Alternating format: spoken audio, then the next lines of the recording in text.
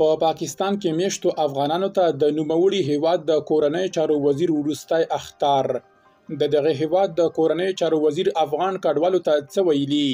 هلته میشت افغانان د محسن نقوي تازه اعلان سخت اندېښمن کړي او نیولې هم پیل شوي.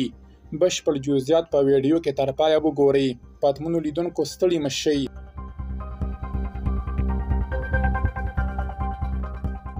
په اسلام آباد کې یو شمېر سرچینو افغانستان انټرنیشنل پښتو ته ویلي چې پاکستاني پولیسو نن شنبه د چونګښ پر 28مه د B19 ښارګوټي په ګډون یو شمېر نورو سیمو ته د افغانانو نیولو پسې ورغلي دي.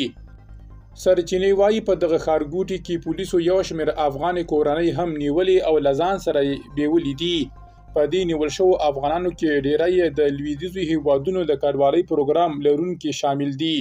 همدارس په یاد ښارګوټي کې د امریکا پخواني افغان متحدین چې د پناه غوښتنې قضیې لري هم ژوند کوي. د پولیسو له لوري په تازه نیول شوو کسانو کې ماشومان او ناروغانې مېرمنې هم شامل دي.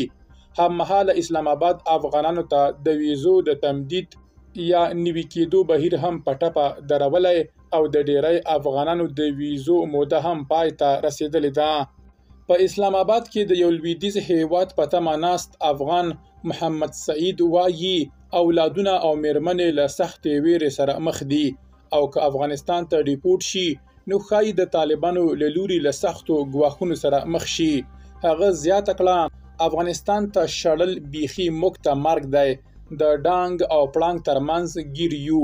پاکستان له یوې خوا را باندې ویزې بندې کړي او له بلې خوا مو پولیس د کورونو دروازې راټکوي.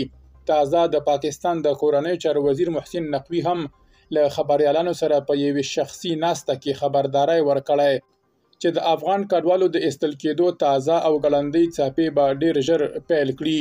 د نوموړي په خبره نور اسلام آباد د افغان کډوالو د اوسېدو لپاره د هیڅ ډول مودې غځولو تابیا نه لري. درنو لیدونکو له ملتیا مو مننه.